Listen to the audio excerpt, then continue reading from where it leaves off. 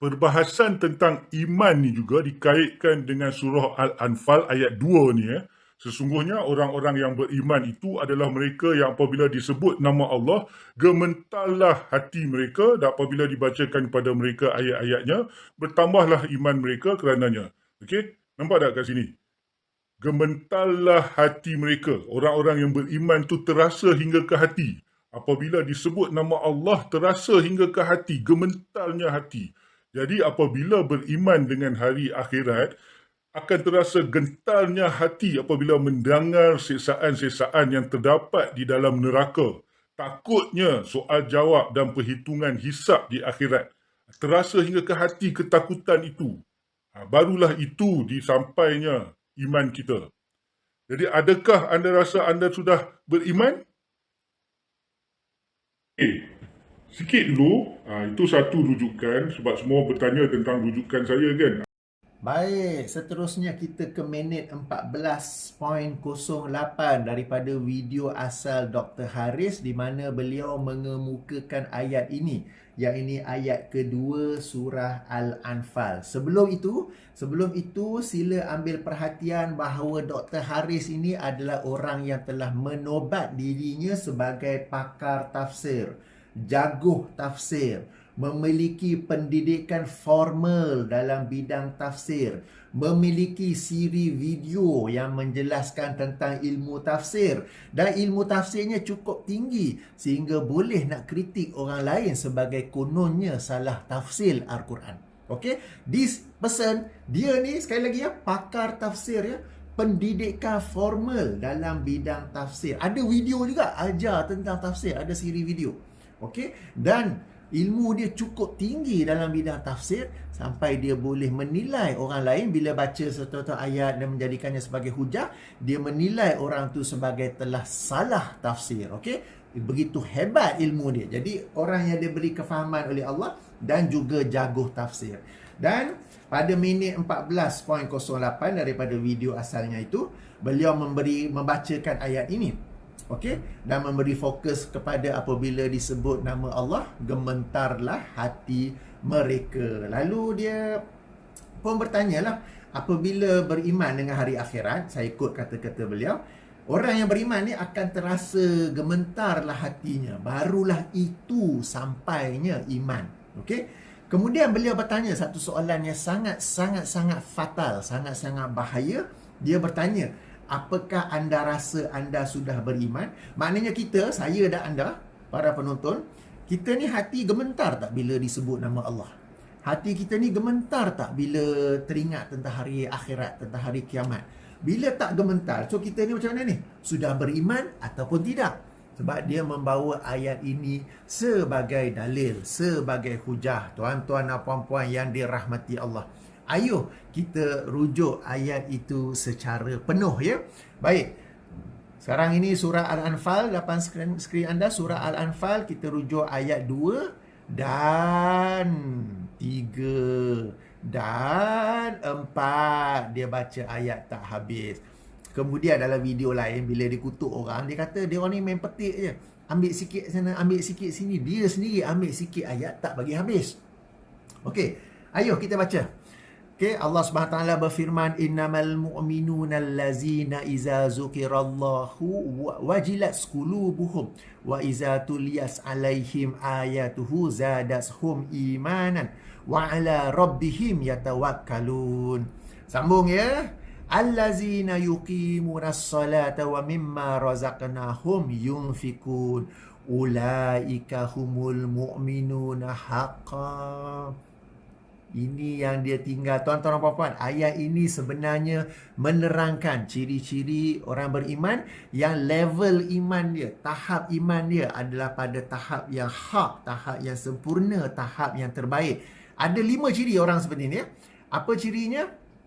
Ya ni, apabila disebut nama Allah, gementarlah hatinya, ciri pertama. Apabila dibacakan ke atas mereka ayat-ayatnya, maka bertambahlah imannya, ciri kedua. Dan mereka ini bertawakal ke atas ataupun kepada Allah, ciri ketiga. Dan mereka ini juga mendirikan solat, ciri keempat. Dan daripada apa yang Allah rezekikan kepada mereka, mereka infakkan, mereka sedekahkan, ciri kelima. Apabila seseorang itu ada 5 ciri ini, ulaika humul mu'minu nal haqqa, mereka itulah orang-orang yang beriman yang sebenar-benarnya ataupun mencapai tahap yang ataupun level yang terbaik. Lahum darajatun inda rabbihim, dan bagi mereka ada darjat, ada kedudukan yang istimewa di sisi Tuhan mereka. Wa maghfiratun wa rizqun karim.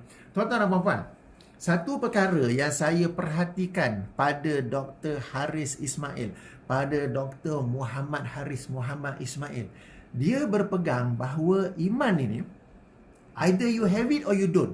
Sama ada anda beriman, sama ada anda tak beriman atau beriman. Sama ada anda belum beriman atau sudah beriman. Dia pandang ataupun dia faham ataupun dia memiliki akidah bahawa iman itu, either you don't have it, you have it. You not yet have it, you already have it. Padahal di sisi ahli sunnah wal jamaah salafus soleh, iman itu sama ada anda tidak ada atau anda ada. Dan apabila anda ada, iman itu berbeza-beza tahapnya, daripada yang paling rendah kepada yang paling tinggi. Berbeza-beza tahapnya, berbeza-beza darajatnya. Baik, apa dalil saya berkata demikian bahawa iman itu berbeza-beza? Dalam ayat yang kita baca di sendiri ada contoh. Wa iza tuliyat alaihim ayatuhu zadathum imanan, dan apabila dibacakan ke atas mereka ayat-ayatnya, bertambahlah keimanan mereka. Maknanya boleh bertambah. Apabila boleh bertambah, mafhum mukhalafah, ia juga boleh berkurang. Okey, boleh rujuk dalam kitab-kitab tafsir. Baik, ini saya kata ialah akidah ahli sunnah wal jamaah generasi salafus soleh. Dan saya katakan bahawa iman itu ada tingkatan-tingkatannya kan. So apa dalil, apa rujukan? Sini sembang kari ke? Sembang goreng-goreng sendiri ke? Goreng siakap 3 rasa ke? Baik, saya bawa dalil pertama, hujah pertama ya. Okey, kita rujuk kepada Sunan At-Tirmizi. Sunan At-Tirmizi, Imam Abu Isa At-Tirmizi, imam generasi salaf ya. Wafat tahun 279 Hijrah. Salah satu hadis dalam kitabnya, okay, Sunan Tirmizi ni, hadis nombor 2614. Hadis nombor 2614 daripada Abi Hurairah qala Rasulullah sallallahu alaihi wasallam al-iman, okey, dari sini ya. Al-imanu bid'un wa sab'una baban fa adnaha imatatul azah anit tariqi wa arfa'uha qawlu la ilaha illallah. Iman itu 70 lebih pintu atau 70 lebih cabang. Yang paling rendah adalah menyingkir bahaya daripada jalanan. Ketika anda sedang jogging, anda sedang jalan, sedang naik basikal, nampak paku kat situ, nampak ranting berduri di situ, nampak kayu kat situ, anda pun berhenti, ambil kayu tu, paku tu, anda baling di mana-mana tempat lain yang selamat. Itu pun iman, tapi iman yang paling rendah. Wa arfa'uha, dan yang paling tinggi adalah perkataan atau ucapan la ilaha illallah. Perkataan 70, ini 70 lebih ya. 70 dalam bahasa Arab boleh bermaksud dua ya. Pertama, secara zahir memang 70. Kedua, 70 ini menunjukkan banyak. Sebab dalam bahasa Arab apabila disebut 40 itu bererti sederhana. Apabila disebut 70, sama ada 7 atau 70 atau 700, ia bererti banyak. Apabila disebut 40, ia bererti sederhana. Okey, bila 70 ni ia boleh bermaksud, tapi memang disebut 70 lebih kan. 70 lebih atau memang banyak. Memang banyak baban atau kita pintu ataupun cabang ataupun level. Okey. Terhadap hadis ini, apakah nama bab yang diberi oleh Imam At-Tirmizi, imam zaman salafus soleh, okay? Dalam yang ini kecil, yang ini saya tak boleh besarkan. Dalam bab-bab berkaitan dengan iman, dalam sebahagian cetakan lain disebut sebagai Kitabul Iman, babu ma jaa fi istikmalil imani wa ziyadatihi wa nuqsanihi. Bab apa yang datang. Datang apa benda pula? Okey, kalau kita belajar kitab Sunan Tirmizi, maksudnya lah apa yang datang daripada Nabi SAW tentang kesempurnaan iman. Iman ini ada juga level sempurna yang disebut oleh ayat 2, 3, 4 ini. Itu adalah iman yang sempurna. Apabila seseorang itu tidak bergementar hatinya apabila disebut nama Allah, apabila diperingat tentang hari akhirat, dia bukanlah belum beriman, dia bukanlah tidak beriman, tetapi iman dia belum sampai ke level itu, belum sampai ke tahap itu. Okey, dan iman itu bertambah dan berkurang. Ini perkataan siapa? Imam At-Tirmizi, Imam Ahli Sunnah wal Jamaah generasi Salafus Saleh. Maka ada level ataupun tahap kesempurnaan, saya ulangi, yang disebut oleh Allah SWT dalam ayat kedua dan ketiga ini adalah level yang sempurna, orang yang benar-benar beriman. Okey, jika saya dan anda tidak sampai ke level ni, tak dapat memenuhi ke semua 5 ciri tersebut, bukanlah kita ni tak beriman, bukanlah kita ni belum beriman, tetapi level iman kita ni, tahap iman kita ni belum sampai ke tahap itu. Ini akidah Ahli Sunnah wal Jamaah. Okey, rujukan kedua pula, Sahih Muslim. Alright, tentang Sahih Muslim ini, okey, semua kitab-kitab hadis yang saya tahu, para imam hadis itu apabila mereka menyusun kitab hadis, mereka menyusun hadis-hadis ikut susunan yang mereka mahu, kemudian mereka meletakkan hadis-hadis itu di bawah chapter and sub-chapter. Kecuali Imam Muslim. Imam Muslim yang Hajar wafat tahun 261 Hijrah. Beliau menyusun kitab Sahih Muslimnya dengan susunan yang sangat bagus, tertib hadisnya sangat bagus. Okey, kalau kita belajar kitab Sahih Muslim, tertibnya tu ada banyak rahsia yang terkandung di dalamnya. Okey, cuma sayang sekali beliau tak sempat untuk meletak tajuk-tajuk bagi hadis-hadis itu. Siapa yang kemudian letak tajuk hadis-hadis itu? Yang meletaknya ialah Imam An-Nawawi rahimahullah, wafat 676 Hijrah, ya. Baik, saya bawa satu contoh. Tadi tu daripada imam generasi salaf. So sekarang saya nak bawa contoh imam daripada kalangan generasi khalaf, iaitu Imam An-Nawawi. Sebelum tu kita baca dulu hadis. Ini Sahih Muslim nombor 49, penomoran syarah Sahih Muslim mereka berdasarkan Imam An-Nawawi. Okey, awwalu man bada'a bil khutbati yaumal 'idi qabla as-salati Marwan.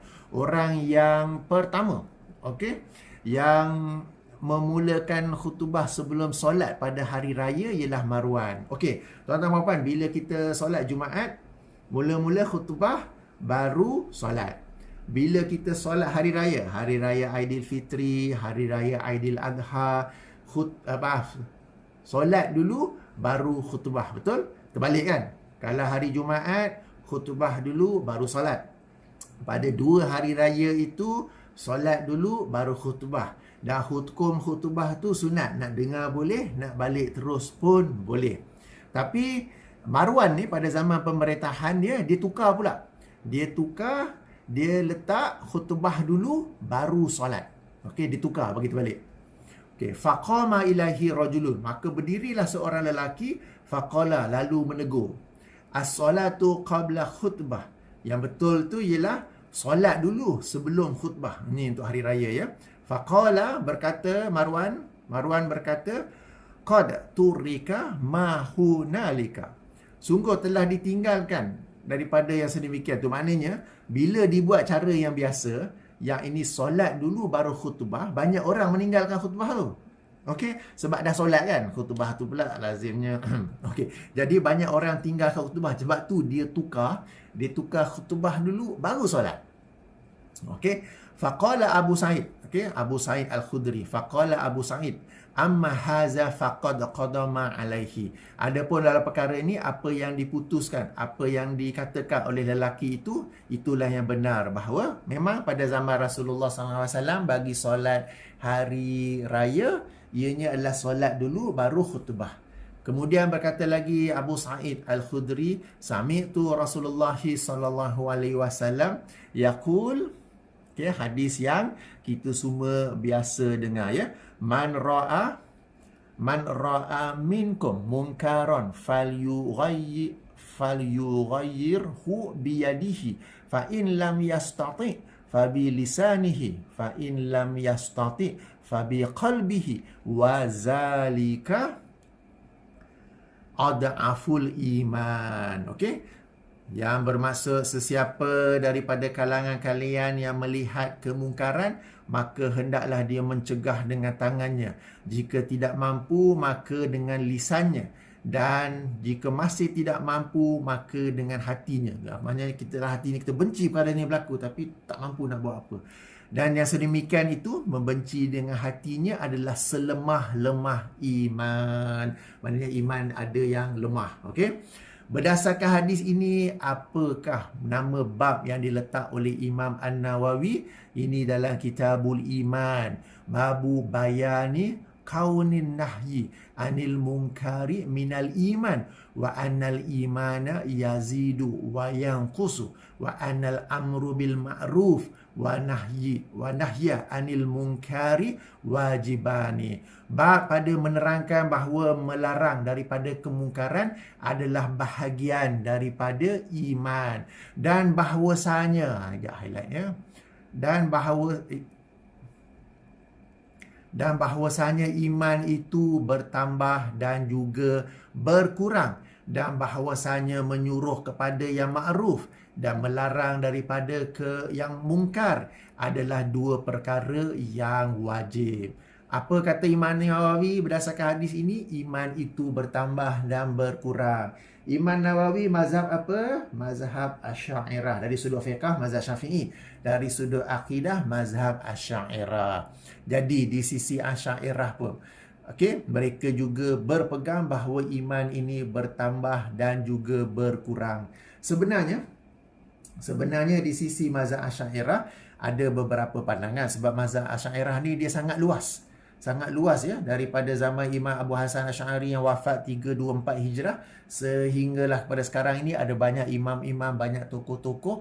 Jadi apabila membicarakan definisi iman ini, memang ada beberapa pandangan di kalangan mereka. Okey, Imam An-Nawawi ni disebut-sebut sebagai apa? Imam Asy'ariyah yang bermazhab ahli hadis. Demikian juga Imam Ibn Hajar Al-Asqalani. Pandangan-pandangan mereka sangat dekat dengan Ahli Sunnah wal Jamaah zaman Salafus Saleh. Jadi di sini kita lihat juga Imam An-Nawawi, beliau ialah mazhab Asy'ariyah, juga menjelaskan bahawa iman itu bertambah dan juga berkurang. Berdasarkan hadis ini yang menerangkan bahawa itulah selemah-lemah iman. Jadi tuan-tuan dan puan-puan yang dirahmati Allah, berdasarkan apa yang saya tunjuk di sini, hendaklah kita ingat program dalam kepala, pahat ya, jangan hilang ya. Iman itu ialah pembenaran, keyakinan dalam hati dibuktikan melalui lisan dan perbuatan, dan ia bertambah dan juga berkurang berdasarkan dalil-dalil daripada ayat Quran dan hadis-hadis Nabi dan juga kalam para ulama. Yang berkata tidak bertambah tak berkurang ni siapa? Okey, Murji'ah. Alright. Jadi bila kita dengar penjelasan Dr. Haris daripada video-video awal, bila beliau masuk dalam bab ini, tidak beriman itu tidak kafir muslim, tidak beriman hari akhirat, sampailah beliau membacakan ayat ini, nampak jelas bahawa beliau ni berpegang bahawa iman tu sama ada, tak ada atau ada, sama ada belum ada atau sudah ada. Sebab tu beliau bertanya jelas kepada para penontonnya, kalau hati kita ni tak gementar bila sebut nama Allah ke bila sebut hari akhirat, anda ni beriman ataupun belum? Kan? Anda ni rasa anda sudah beriman ke tidak? Jadi dia pandang gitu. Padahal ayat ini menerangkan level iman yang tinggi, level iman yang sempurna, dan di sisi Ahli Sunnah wal Jamaah, iman itu bertambah dan juga